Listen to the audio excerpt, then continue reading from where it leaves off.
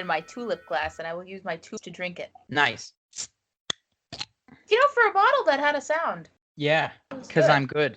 Yeah, I'm crap at that. I'm crap at opening cans, too. I still ended up getting some on me. Jeebus, Crimbus. Well, that's okay. I will just be rocking the eau de bière parfum. Okay. Well, I'm going to welcome the people. Welcome, people. Welcome, you commenters.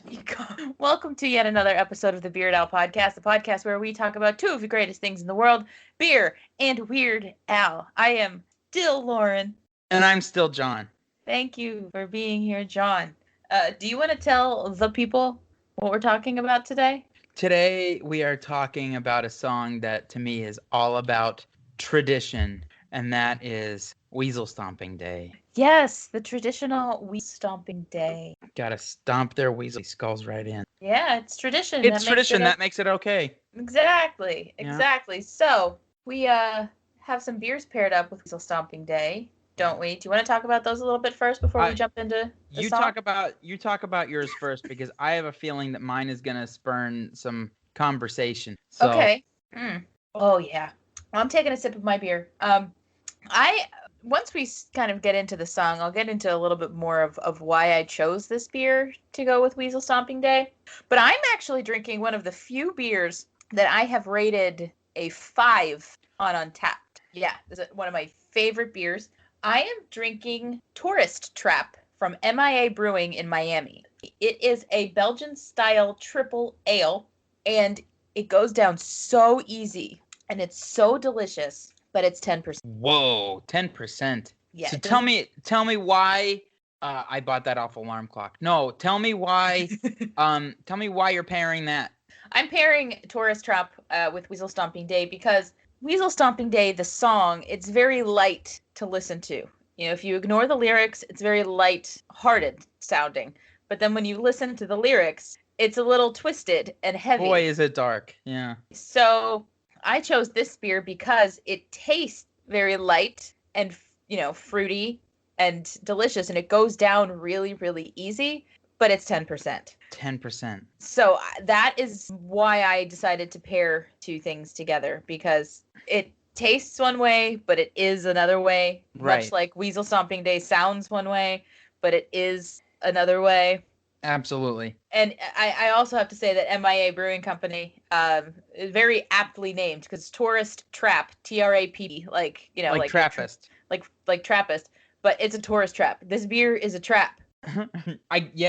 Trapping you, thinking you that it's so drinkable, but it's actually 10%. Correct. So you're gonna get effed up. If you have more than one of them, you can get effed up, and I have done that because it's just so dang good. So dang good. And you can see this. Like, look at that beautiful color on this that's guy. nice and light. If I walked up, like if I was away from a table and you had ordered that and that came back, I would have no idea that was that heavy. Yeah.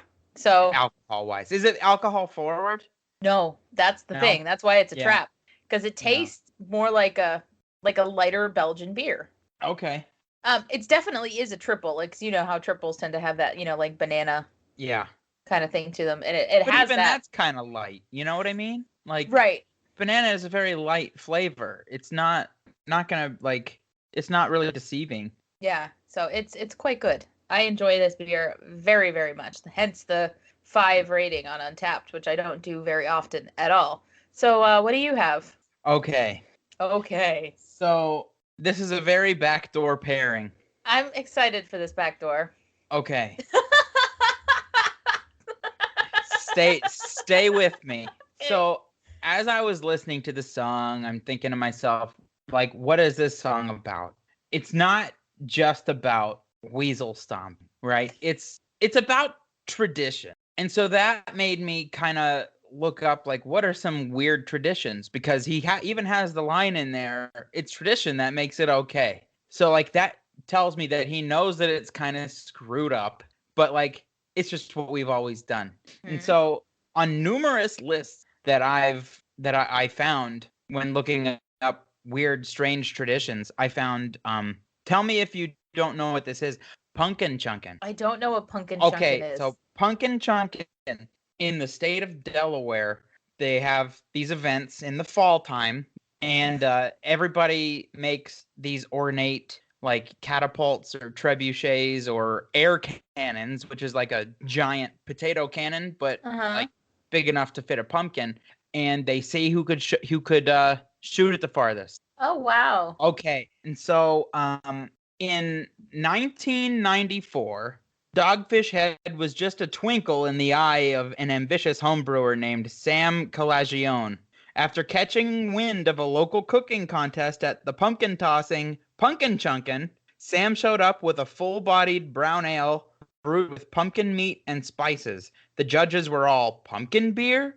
And Sam was all, yup. It nabbed first place, and a legend was born. They've been brewing pumpkin ale every fall since. Wow. So, my beer is Pumpkin Ale by Dogfish Head. This beer basically started Dogfish Head, as in like it put him on the map a little bit, like made the twinkle even brighter, like, yeah, I could really do this and like market it. And then he went on to make the 60-minute.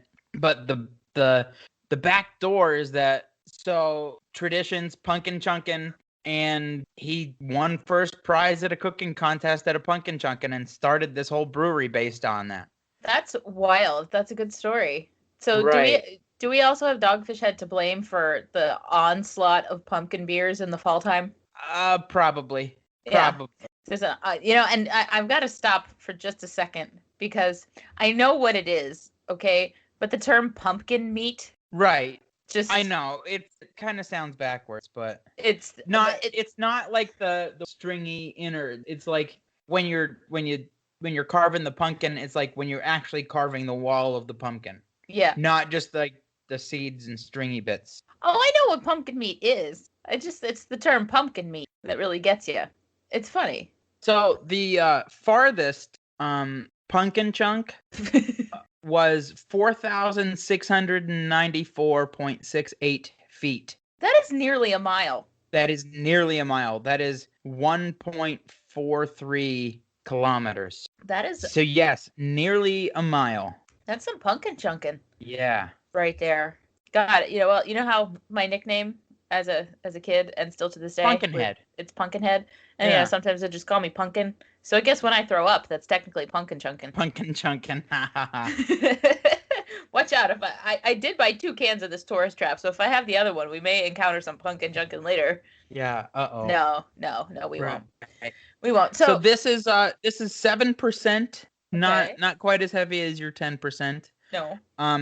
It's a brown ale brewed with pumpkin, brown sugar, allspice, cinnamon, and nutmeg. So it doesn't have quite as much of the pumpkin pie flavoring that other pumpkin beers do, but it still has some of that. As far as pumpkin beers go, it's probably my second favorite. Yeah, that one's pretty good. I actually I got a 6-pack of that a week or 2 ago, right? I texted you from the grocery store because I saw that they had it there, and I was like, "Is this any good?" And you're like, "Yeah."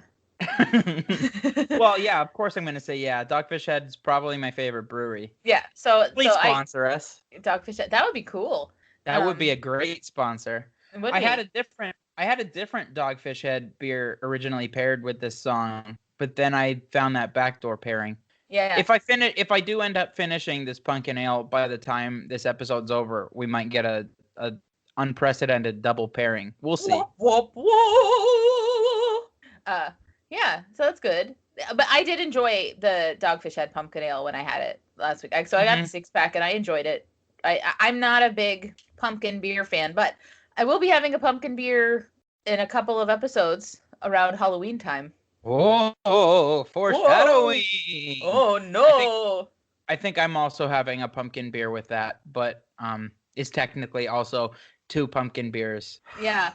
Because I'm making a black and tan. I could have done that too, because when I went to the beer store to get this Tourist Trappe, I saw the 2 beers that you're going to use, and I thought I could just do the same thing. I could phone it in and do the same thing, but I had already gotten my pumpkin beer, so I was like, no, we'll do something.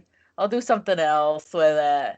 All right, we've talked plenty about beer here. Let's talk about Weasel Stomping Day. Okay. Here's my first question. Sure. Why do they spread mayonnaise on the lawn? I knew that was going to be your first question.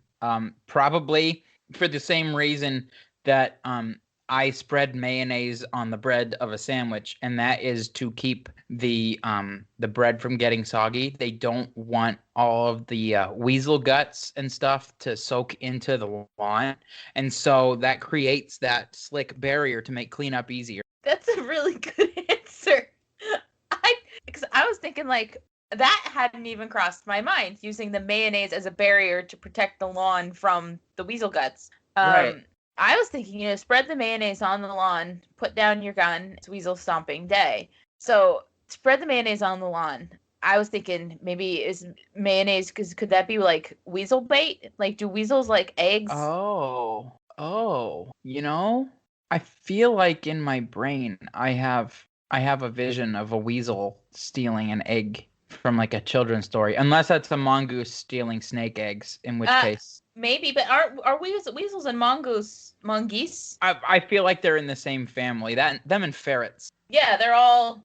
Oh, look it, very easy. I just googled weasel stealing eggs. Do weasels steal eggs? Weasels hunt and store mice for winter. It is to prepare for heavy snow. Cold. The farm has a weasel favorite eggs. Way to steal. His way to live is to steal eggs. So there's a lot of videos of weasels stealing eggs. So being that mayonnaise is basically an egg-based condiment, right? Okay. One might think that they might be spreading the mayonnaise on the lawn to attract the weasels. That kind of makes that almost throwaway line like a little bit smarter and not a throwaway line anymore. Yeah, I don't think it is a throwaway line because it's legitimate. Right. I think. So my second question is coming from that same portion of the song. Spread the mayonnaise on the lawn. Put down your gun. It's Weasel Stomping Day. Now, does that people probably hunt?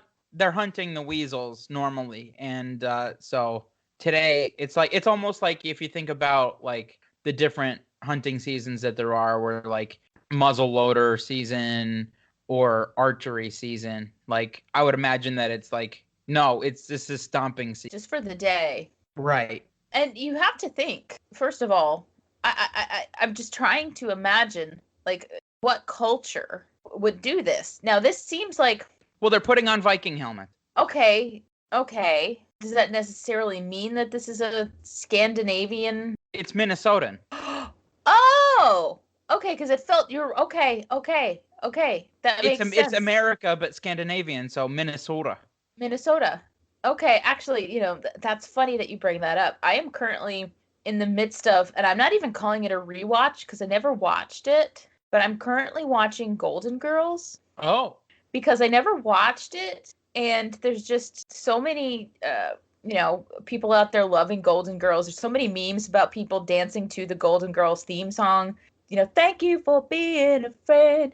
And so I'm like, you know what? It's on Hulu. I'm gonna give it a shot. And the reason I'm making this connection, people listening that have watched Golden Girls, is Betty White's character Rose Nyland is from St. Olaf in Minnesota, and she is, Scandinavian. And so Rose always has, words. She's like, oh, for dinner today, I'm making Herfenderfenlerver. And she like tells the all Swedish these chef. Yeah, basically. And she tells all of the ridiculous stories about things that they did there. Like, they had a herring circus, and it was a herring juggling act, and it wasn't people juggling herring. It was herrings juggling little things. Oh. And so I'm like, okay. So now putting this all together, now that put your Viking helmet on, this is a very strange segment of America where weird traditions, but that makes it okay, seem to be occurring. And so it's okay. I mean, so Weasel Stomping Day, in the context of like where I'm at right now, rewatching Golden Girls, very well could have happened in St. Olaf, Minnesota, where Rose Nyland, Betty White's character from Golden Girls, is from, because it seems just that weird. Right. Yeah. The Viking helmet, I didn't even think about that. That felt like a throwaway line to me too. But now, okay, because this, I mean, I just kind of threw that out there just as a counter argument, but then you ran with it. So no, but it makes sense. It makes sense, yeah. This felt very like it's difficult to place, but the music. So the music to this sounds very like It's a Small World, very like Oh my 19. goodness, yeah. I was gonna make a comment that it sounds like it's like part of a musical of like a made-for-TV Christmas movie or something. Like Yeah. something like along those lines. Like, oh, this is a jolly Christmas holiday song, but then like as you said before, it's like no, you listen to the lyrics and it's totally not. Right. And it's like it sounds like 1950s America, you know? Yeah, 50s, 60s. Like early 60s, so like before hippies. So this is like when it feels like that would have happened. So it's difficult to place in that way, but at the same time it's like, okay, what kind of weird stuff were people doing in the 50s in weird little, this when suburbs started happening. So Is this that like when people started putting savory food in Jello? yeah, 60s, 70s, people started putting savory food in Jello like that. Like those like hot dog Disgusting. abominations and stuff. Oh my God, no! I've seen too many fish Jello meals that make me want to puke. Yeah, that's like Like peas and carrots. Ugh. it's so weird. Yeah. I mean, that's the precursor to the casserole. I think people realized, well, we don't need gelatin. Let's just put it in a dish. Yeah. And then Western PA really took off with the casseroles. Oh yeah, so many casseroles. Every time we visit the in-laws, there's a casserole. That's okay. Yeah. I That's like tradition. That makes it okay. I like a good casserole. So where was I going? I was somewhere in my brain. Oh, so the 1950s, that's when suburbs started happening, right? Mhm. And, The Atomic Family. but I guess like each suburb, and each like little like development kind of has its own thing. Like Mhm. living in a development now, we have food truck Tuesdays. We have things that happen, Mhm. you have to do XYZ. Like you have to, make sure, Right. homeowners Book- associations, you got to make sure like this, that, the other is all set up. Book club. Book club. Yeah. And so you have to kind of make sure everything is okay. You have people yelling at you if you don't bring your garbage can in like right away. I'm so glad that I don't live in an HOA area because I think that kind of thing would aggravate me and get me mad to no end. Yeah, it's terrible. Down here anywhere, but most places are, which is ridiculous. Are you in one? Mm-hmm.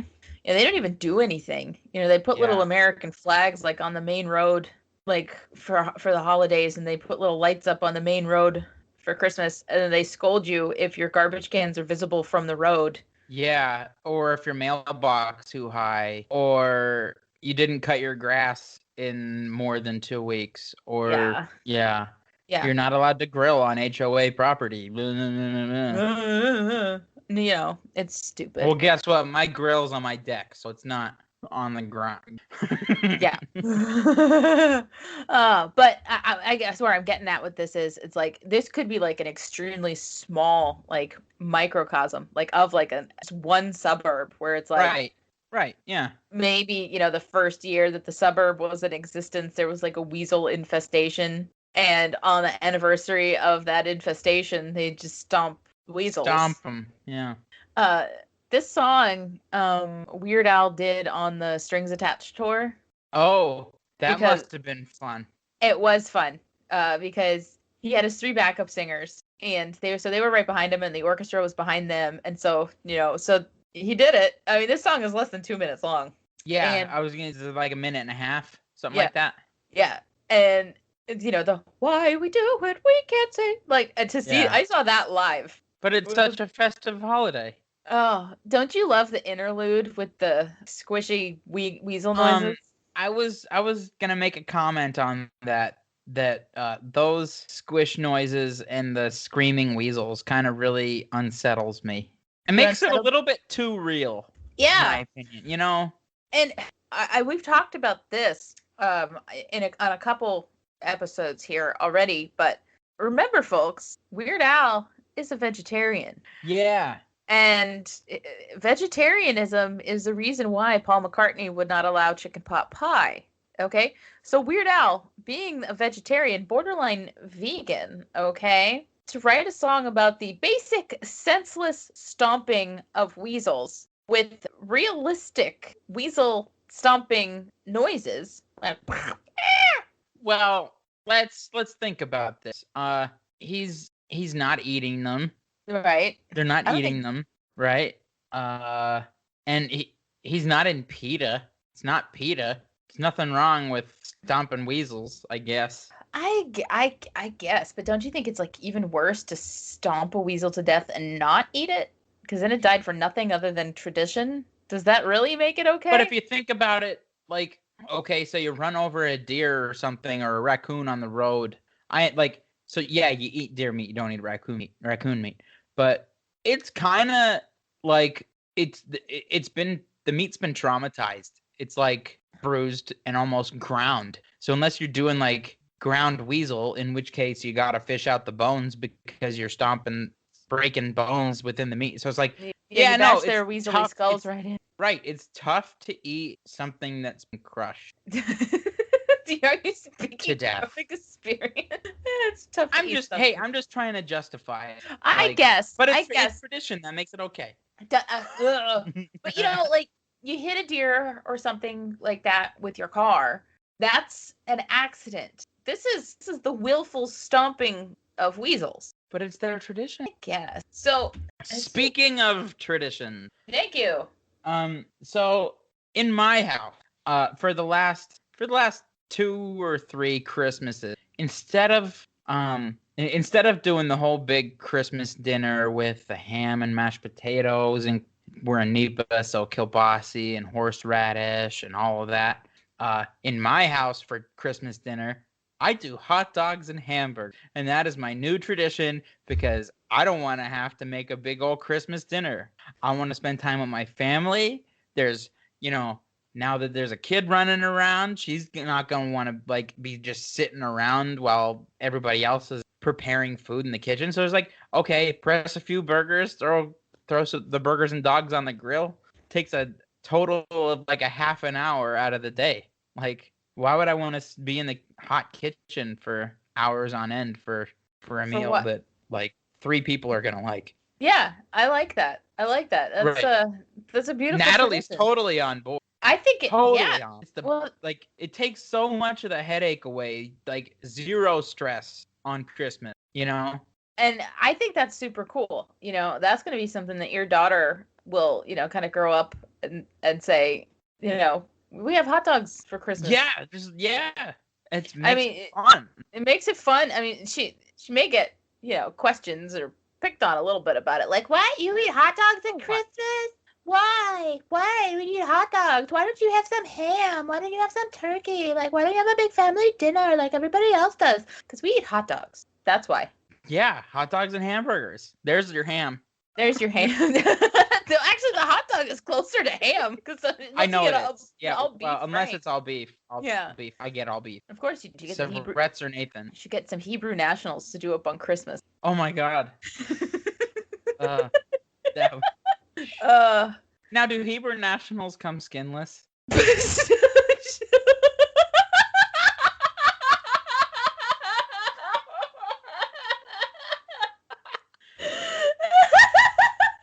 I got you. Oh God! Whoo! That was one of those ab workout laughs right there. Yeah. I got you. You did. You got him. Got me. Got him. Got him. Oh my God. Oh my heaven above. Hey, can you think of any other strange traditions? Strange traditions? Yeah. Like in your brain, what is a strange tradition? Because I've got 2 that are strictly like Pennsylvania traditions. Well, maybe not strictly, but they're like heavy Pennsylvania traditions that are like super weird. Like thinking that the first day of hunting season is a holiday. Yeah, that's weird. Yeah. I mean, I think a lot of quote end quote religious traditions are weird. But more secularly, I guess, mistletoe is weird. Yeah, that's when the military was trying to install some rocket launchers in boots, right? Mistletoe. Yes. Yes. No, kissing under the mistletoe is weird because there's Yeah. that foot hanging over you. Yeah. With a rocket launcher With just that ready to rocket go. launcher, if you don't kiss, you get shot. Oh my God. See, you know what? That would be funny. Is if you got like one of those like dismembered foot decorations from Halloween and like made one of the Oh, toes a rocket and hung that up for Christmas, like in a now doorway, that and be like, we got now to that's a dark. kiss under Gotta the kiss under mistletoe. the mistletoe. That would be a kind of funny. Yeah. That'd be really funny, actually. Every year we make our own mistletoe because we have holly plants in the front. And so when I get the real Christmas tree, I lop off a branch and then I lop off some holly in the front and we pin that up and that's our own mistletoe. Just a pine branch and some holly with the berries. Is your dog? Aw, a holly bush. Thank you. A holly bush. With John's berries. dog's name is Holly with berries. Yes. But Bush of she's a berries. girl. No berries. My boy dog doesn't have berries either. Oops, all berries. Like the Captain Crunch. Oops, all berries. Just a bunch of nutsacks. Oh gosh. Testicles. Oh, testically, old Greek god. That and diabetes. Diabetes. Diabetes Oh. and testicles. Did you know Anyway. the ancient Greek guy goes to the tailor with a hole in his pants, and the tailor holds him up and it says Euripides. Oh, Euripides. And then the guy goes, "Yeah, Eumenides." Was the tailor Italian? Because that's the only way. Euripides. Euripides. Well, I Like think it's Mario. a Greek accent is it's similar to it because they're peninsulas right there in the Mediterranean. They're close to each other. Geek. I've got Bill and Ted Ted on the brain because like I just watched the third one and the first two have been on sci-fi like all week long because Keanu's birthday was a couple days ago and so they're playing a lot of Keanu movies. Yes. They're playing a lot of Keanu movies. Like we watched Constantine and, Bill and Ted 1 and 2. But I watched Bill and Ted 1 and 2 on my Blu-ray player before I watched 3 just to get back in the mood. And then like I was flipping through and I see like Bill and Ted, Bill and Ted, Bill and Ted. I'm like, oh my goodness. But Bill and Ted is a discussion for another day. Yes, because that's a big one. That's a big one. That was your favorite movie as a child. I mean, Bill and Ted's Excellent Adventure, still way, way, way up there. Can I just say that for years we would say to each other, 69 dudes, and not understand what it meant. Right? Yeah. What the adults around us must have thought when we were like, I know, 69 right? dudes. Yeah, that's bad. My God. You killed Ted, you medieval dickweed. Like what's a dick boy? And in both 1 and 2, they use a 3-letter word that would not fly today in such a way that they actually censor it out. Oh. When Bill and Ted hug each other after after they realize that Ted didn't really die after he fell out of the suit and whatever, they call each other the 3-letter F word. The F8. And then yes, that the British cigarette butt. Yeah. A bundle of sticks. And then in the second one, they say that same word again, but it's the evil robot us's that say it when they push them over the spoilers from a 1991-92 movie. They push them over the edge of the Star Trek scene rock. They push them over and Bill and Ted die, and then they go to hell. Yeah. Station. Okay, so all right, I guess we're talking about Bill and Ted now. For a little bit, we can. Like I love the first one. First one will always be the best of the 3. 2, I think, is a little bit ahead of 3 for me because it might just be pure nostalgia. I don't know, but there's so many more classic moments in 2 that like the first time you watch it, you're like, oh my goodness, that's like classic. Like playing Twister with Death. Right? Playing Battleship and Twister and all those games with Connect Death. 4. Yeah, Connect 4 and then the magnetic football game. Yeah. they play all of those, and like that's classic. And then Station is classic, and just so many moments that are just like, man, that's funny. That stands the test of time. Like, but then you watch the third one, and it's like a bit of an amalgamation of 1 and 2. I'm not gonna go into any plot. They time travel. They go to hell, and it's like, and hell changed a lot. Like, hell is different. Like, hell is for children. Oh my goodness. Hell is for hell. Hell is for hell. On Pat Benatar. That would always stop the radio on Pat Benatar. Yeah, he turned it up. P.S. I have like a half a sip left of my beer, so I think I'm actually going. This will be the unprecedented double pairing. Double pairing. Boom, boom, boom.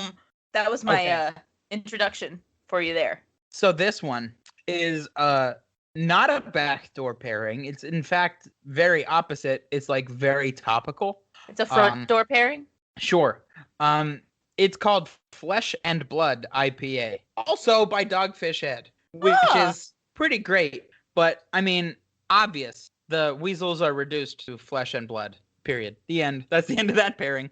There you go. But that's a good beer. What is that? That's it's a like an IPA with fruit, correct? Blood orange IPA.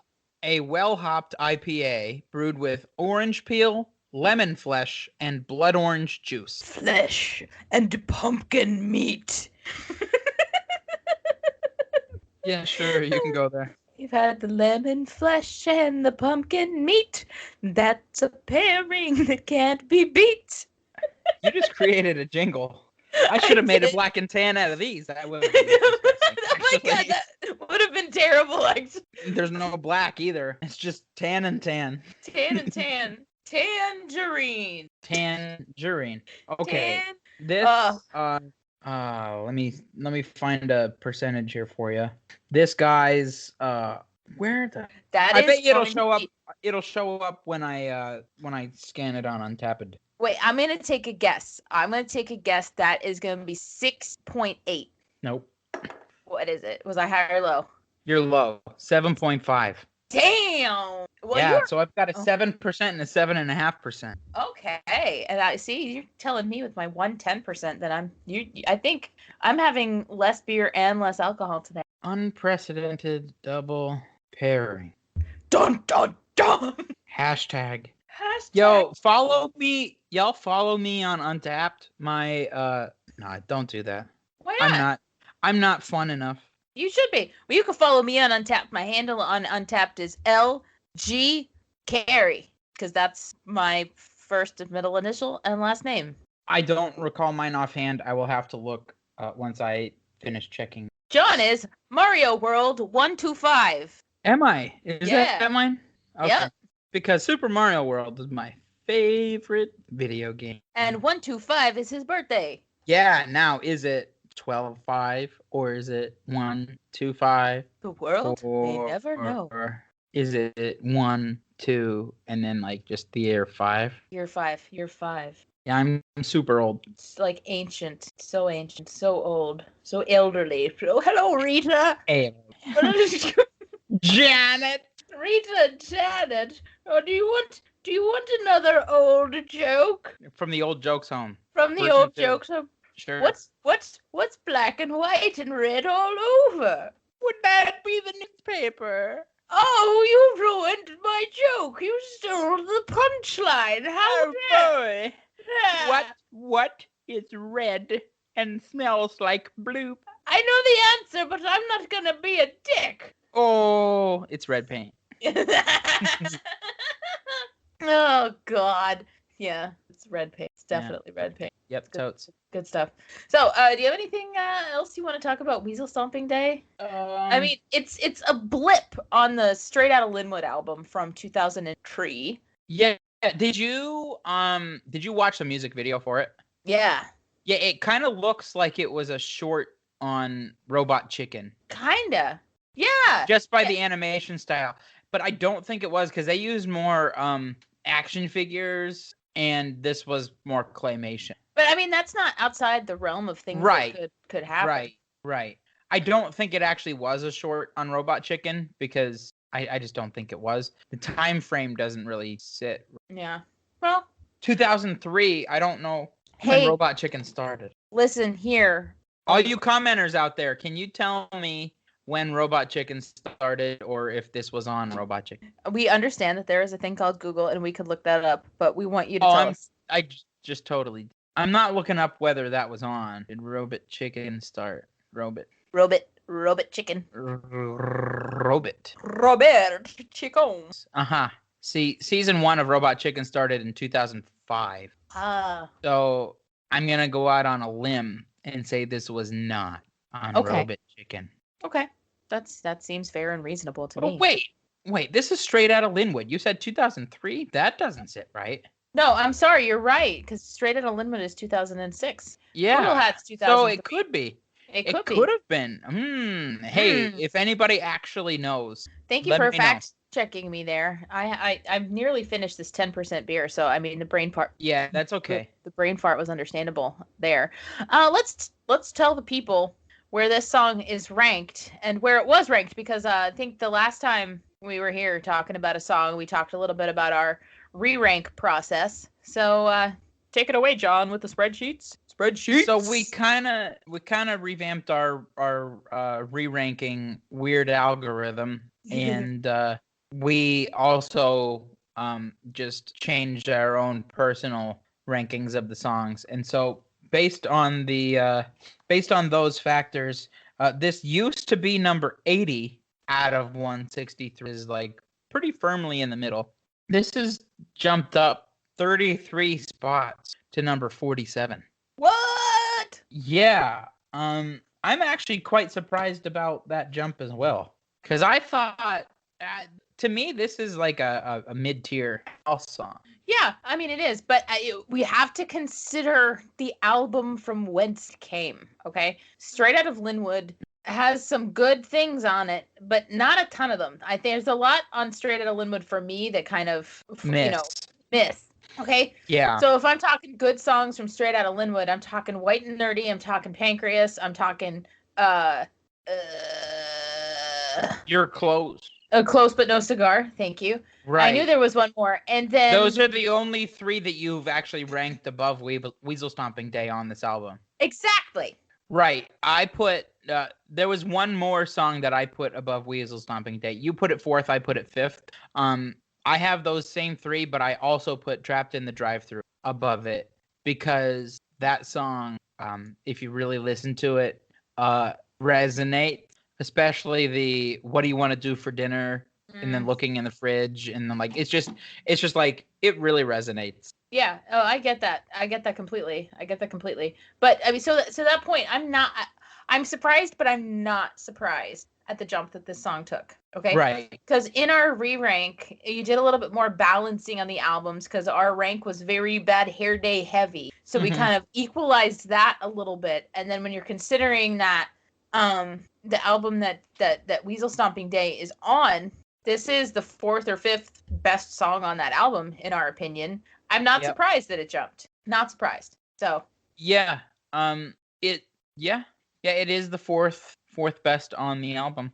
So you've got Pancreas and Close But No Cigar kind of up there tied. I'm not going to give away numbers anymore, because maybe by the time we record those, it'll change. Except, you got those. Then White and Nerdy is up there, and then not too far behind is Weasel Stomping Day. Yeah, Weasel Stomping Day. Hey. It's still after 1, 2, 3, 4, 5. There's still 5 Bad Hair Day songs ahead of it. Right. But there's also at least 2 songs from every album above it. So yeah. So I'm not super shocked at the jump. I like the song. I think like musically it's great. The orchestration is good. There's a lot of fun sounds on it. I love the horn rip. There's a French horn rip in that's really what makes it sound holiday-ish. A lot of Christmas songs have that nice French horn rip, which goes from low to high. It's very like an interjection, like an exclamation point that you'll. It sounds like what an exclamation point would. Yeah, you could hear an exclamation point. Mm-hmm. That's what it would sound like. Right. How do you feel I know about a lot of people are going to say that the an exclamation point sounds like that one sound effect from Metal Gear Solid, and you won't be wrong, but it's also a horn. So horn rip. Yeah. That's good. How do you feel about your flesh and blood there? It's good. I rated the Punkin a 4.5, and this gets a 4.25. Very good. Very good. I just wanted to check on you with that double pairing there. Oh yeah. Oh yeah. We're running into unprecedented territory here today on the Beard Owl podcast. Absolutely. Got a double pairing, got a 10% beer. I think the last time I had a beer this strong was our inaugural episode when we had Mad Elf. Mad Elf, yeah, that's over 10, right? That's like 11. That one goes up to 11. Yeah. Yeah, it does. Yeah. Yeah.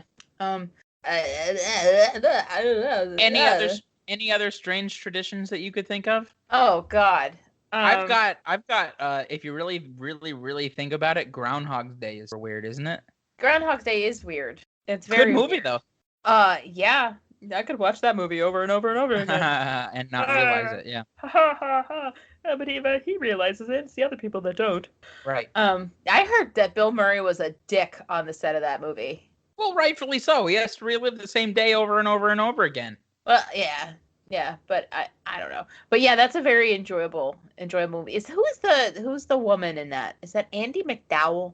For some reason, my without looking it up, and I know this is way wrong, I was gonna say Janine Garofalo. Garofalo? Yeah, but that's way off base. She was in Dogma. Yeah, she was, wasn't she? So was Alanis Morissette. Alanis Morissette was God. Yeah, she was. In Dogma. Andie MacDowell. Yes. Nice job. Thanks. With myself there. Yeah. Yeah, Groundhog Day is weird. I make lasagna on Christmas. Oh, nice. Yeah. Yeah, it was a couple Christmases ago. I'm like, I don't know what to make. And so I think I have everything to make lasagna. The only thing I was missing was mozzarella cheese. Yeah. So it's Christmas. It's like, what's open? I thought Walmart might be open, but they weren't. And then the grocery stores were open. Walgreens was open. So I looked at, I know Walgreens has like a little pantry area, and I looked and I saw they had like cheddar cheese and like pepper jack cheese, like shredded in a bag, but no mozzarella. That would be terrible. Yeah, I know. Just real talk, pepper jack cheese in a lasagna? No. So I went to Monetary Jack? Monetary Jack, yeah. So I went to like 4 or 5 Walgreens.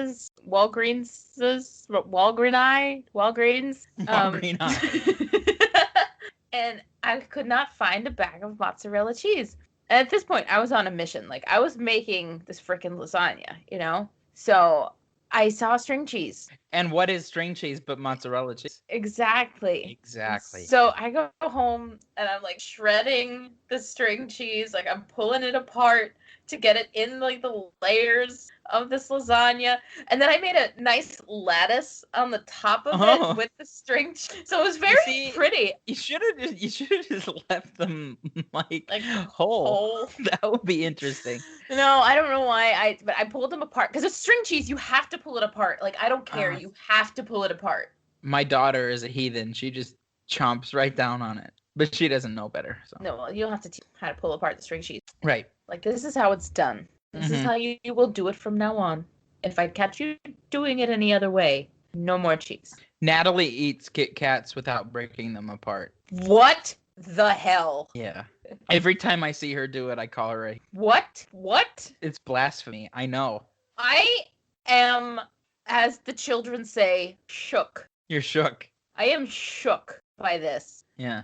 I am so shook. You break apart Kit Kats. You pull apart string cheese. These are how these food items are eaten. These are how these food items are eaten. Like, I'm sorry. Do you just bite into an onion? No. No, you shouldn't do that. No. I've bitten into many lemons before, like apples. Through the rind? The rind? Yes. Really? Yes. Why? Why not? Ugh. It's healthy. Do you eat the rind? Yeah. Like, so I get a water at a restaurant and it comes with that little wedge of lemon. Pop that sucker right in my mouth. Really? They're filthy. Yeah. Well, that's how you build immunity up, I guess. Right. Exactly. Yeah. You know, it's fine. Like a lot of people squeeze that lemon and put it in their water. Yeah. I'm just concentrating it into I know. one moment. I know. Like I always get lemon in my tea in my iced tea, but you just and they chuck those wedges right in there, don't they? Oh yeah, they do. They yeah. So I mash them around with the straw a little bit to try and get some. Right. Well, being down here in Florida, I always have to like make sure I'm like super specific. I'm like unsweet iced tea. Yeah, because sweet tea has so much sugar in it. Oh my God. It's good, but like I don't even think it's good. It can be if you're in the mood for it. I am never in the mood for that. Ever. Disgusting. I really like a good raspberry iced tea. I like a good raspberry iced tea, but forget the cafe latte, screw the raspberry iced tea. A Malibu and Coke for you. A G&T for me. We're not talking about the Bare Naked Ladies, our good friends. No, that'll be for when we talk about Jerry Springer. It's been once we got to see ya. But yeah. How well do you know the lyrics to 1 Week? We can talk about that when we talk about Jerry Springer. You're right. Yeah. The fast parts are. Yeah, because all anybody knows is Chickadee China, the Chinese chicken. You have a drumstick and your brain stops ticking. Watching X-Files with no lights on, with Don LeMay's on. I hope the Smoking Man's in this one. Harrison Ford, I'm getting frantic. Like Sting, I'm tantric. Like Snickers, guaranteed to satisfy. Like Kurosawa, I make mad films. Okay, I don't make. But if I did, they'd have samurai. Yeah, we don't have to go any further. No, because we're singing we are actually singing too close. Too close. Because that's not really a song spoken. Entirely too close. Entirely. All right, before we wrap this sucker up for the day, there's a couple of things I wanted to shout out. I know we talked on one of our last episodes about the Beard Owl Patreon, where we may be putting some fun things for people to listen to, and also stickers. Whoa, stickers! Whoa, stickers! Yeah, so you can go to I think it's patreon.com/Beard Owl Podcast. No apostrophe there. It's just straight up one word, Beard Owl Podcast there. You can follow us on Twitter at Beard Owl Podcast and on Facebook at facebook.com/Beard Owl Podcast. We put a bunch of random garbage up there all the time. People seem to like it. We have a good time. And you can stay abreast of what's happening with the Beard Owl Podcast by following us on various social networks. You're weird. You're weird. I just like to say abreast. A boobie. You can stay a boobie. Stay a boobie. Stay a boobie. A boobie. Can y'all say a boobie? Oh boy. You feel like we're done here? Yeah. Yeah, we're good. Dude, we got almost an hour out of a song that's less than 2 minutes long, even though we talked about other crap. I mean, we talked about the song for a fair deal, but we also talked about a lot of other stuff for a lot longer than we talked about the song. So that's the way things go. Yeah. That's the way things. So I guess we're gonna wrap this up. Hey, all you commenters out there, tell me what you guys think about Punkin Chunkin. Do you think it's weird or do you think it's awesome? I personally think it's awesome. Like one time I was driving somewhere, it was obviously in Delaware, and it was this time of year where people are doing their Punkin Chunkin, and I drove by and I actually saw some Punkin Chunkin going on. It was really cool. Yeah, Punkin like in IRL get like launched. It's pretty fun. I enjoy a good trebuchet. Yeah, I like my goodness, there was a whole meat. I forget the exact wording. This is the kind of crap that I cut out. Yeah. Here we go. Roses are red. Soda comes in liters. A trebuchet is a mechanism that can launch a 90-kilogram stone projectile over 300 meters. That's beautiful. I love being able to launch a 90-kilogram stone over 300 meters. Yeah. That's exactly what you need a trebuchet for. That is what you need a trebuchet for. Yeah. And I think on that beautiful note, before we wrap things up hey, entirely, you guys, what's your favorite siege engine? Is it a trebuchet? Is it a catapult? Is it a ballista? Does anybody? Isn't that somebody that makes coffee? No, it's a barista. Oh. Do you know what a ballista is? Nope. It's like a giant. Wait, isn't that the woman that was married to Harrison Ford, Ballista Flockhart? No.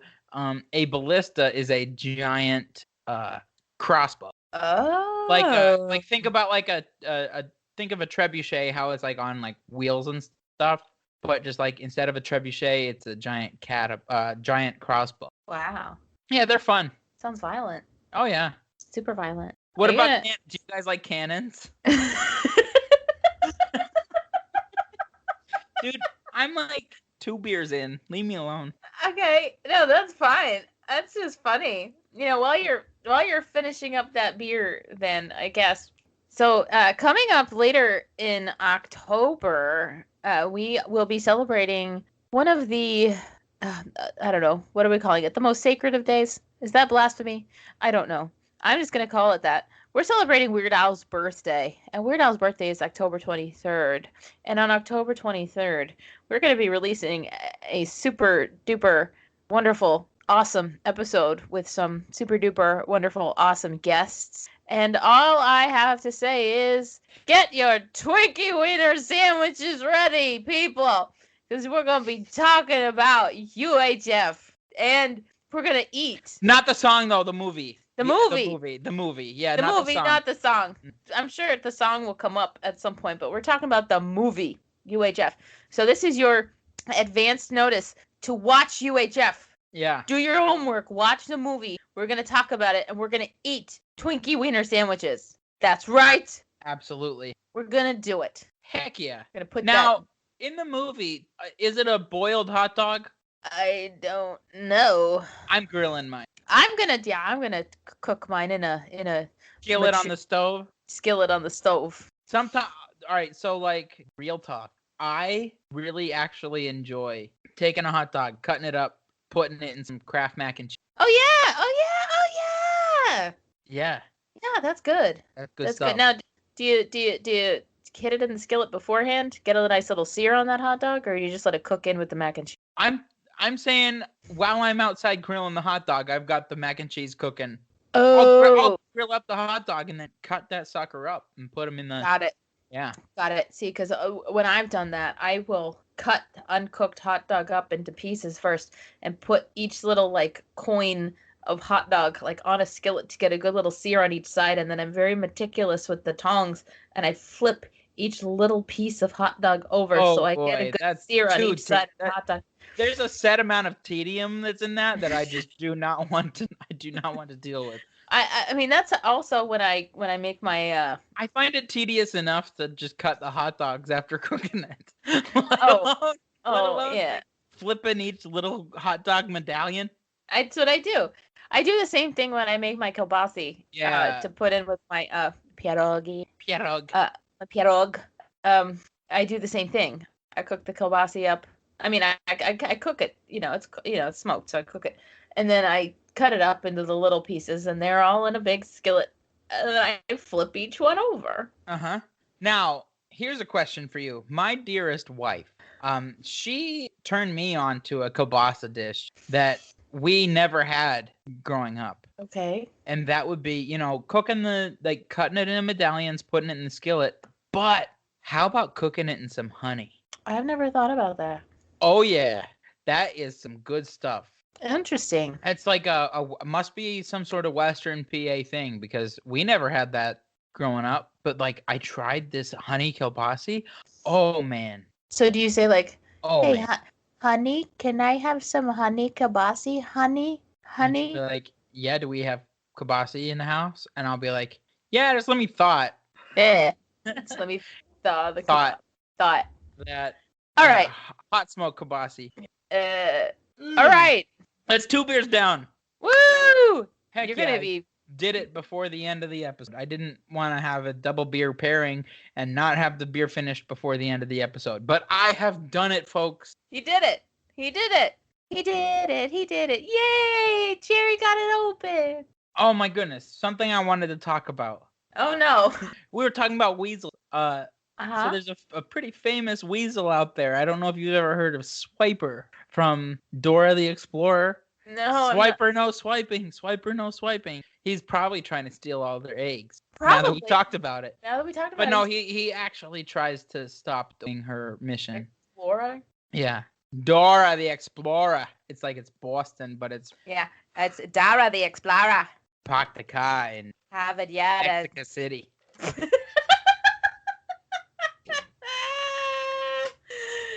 that note, I've got a Dunkin' iced coffee also, so I'm like taking uppers and downers. I was just gonna say uppers and downers. You don't want any part of this, Dewey Cox. Are you ready to be done? If you commenters get that reference, comment below. Are you ready to be done? Sure. Okay. I've stopped you like 5 times. You pulled a grandma. Like, you're done with the conversation. It's like, oh. It's 100% intentional. I know. Just like I did on the, I don't know if this should come out after, but hey, if any of you commenters have listened to the Pub Trivia Experience collab episode that we did that's coming out on their channel, I did this same thing to Chris a couple times. For like, he was getting ready to talk and I just like started talking about something else. So John is a terrible guest. Not terribly awesome. No, you're terribly awesome. And on that note, I am still Lauren Carey. I think I'm still John. I'm not sure anymore. Yeah, still here. And we want to thank you for listening to this incredible, wonderful, hopefully award-winning, episode of the Beard Owl podcast. We'll get you next time. Bye. Bye. Bye. Bye. Bye. Bye. Bye. Bye. Bye. Bye. Bye.